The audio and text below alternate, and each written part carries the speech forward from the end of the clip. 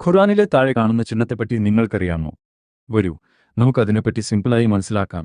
ഇതുപോലുള്ള Islamic related വീഡിയോകൾക്കായി channel subscribe ചെയ്തു വെച്ചോളൂ. തീർച്ചയായും നിങ്ങൾക്ക് ഉപകാരപ്പെടും.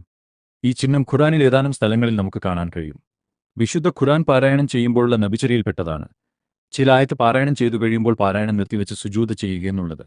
ഇത് സുജൂദ് തിലാവ പാരായണത്തിന്റെ സുജൂദിനെ സൂചിപ്പിക്കുന്ന ചിഹ്നമാണ്. ഇങ്ങനെ കാണപ്പെടുന്ന ആയത്തുകൾ പാരായണം ചെയ്യുമ്പോൾ സുജൂദ് ചെയ്യൽ നിർബന്ധമാണെന്ന് ചില പണ്ഡിതന്മാർ അഭിപ്രായപ്പെട്ടിട്ടുണ്ടെങ്കിലും തിലാവത്തിന്റെ സുജൂദ് പ്രബലമായ സുന്നത്താണെന്ന അഭിപ്രായത്തിനാണ് പ്രമാണങ്ങളുടെ കൂടുതൽ പിൻബലമുള്ളത്. നമസ്കാരത്തിൽ ഖുർആൻ പാരായണം നിർവഹിക്കുമ്പോഴും സുജൂദിന്റെ ആയത്തുകളിൽ സുജൂദ് സുന്നത്താണ്. എന്നാൽ ഇമാം ഓത്തിന്റെ സുജൂദ് ചെയ്യുന്നില്ലെങ്കിൽ മമ്മൂമിന് അത് ചെയ്യാൻ പാടില്ല. ഇമാം സുജൂദ് ചെയ്യുന്നുണ്ടെങ്കിൽ മമ്മൂമിന് അത് ചെയ്യാതിരിക്കാനും നിവൃത്തിയില്ല. സാധാരണ നമസ്കാരത്തിൽ നിർവഹിക്കുന്ന രണ്ട് സുജൂദ് ഇവിടെയില്ല. ഓത്തിന്റെ സുജൂദ് ഒന്നേയുള്ളൂ. നമസ്കാരത്തിലാണെങ്കിലും അല്ലെങ്കിലും തിലാവത്തിന്റെ സുജൂദിലെ പ്രാർത്ഥന സജദ വജ്ഹിയ ലില്ലദീ ഖലഖഹു വസവ്വറഹു വശഖ സമഅഹു വബസറഹു ബിഹൗലിഹി വഖുവ്വതിഹി ഫതബാറകല്ലാഹു അഹ്സനുൽ ഖാലിഖീൻ. സുജൂദ് ചെയ്യേണ്ട രൂപം: തിലാവത്തിന്റെ സുജൂദ് ഞാൻ ചെയ്യുന്നു എന്ന നിയ്യത്തോടു കൂടി അല്ലാഹു അക്ബർ എന്ന് പറഞ്ഞ് തക്ബീർ കെട്ടുക.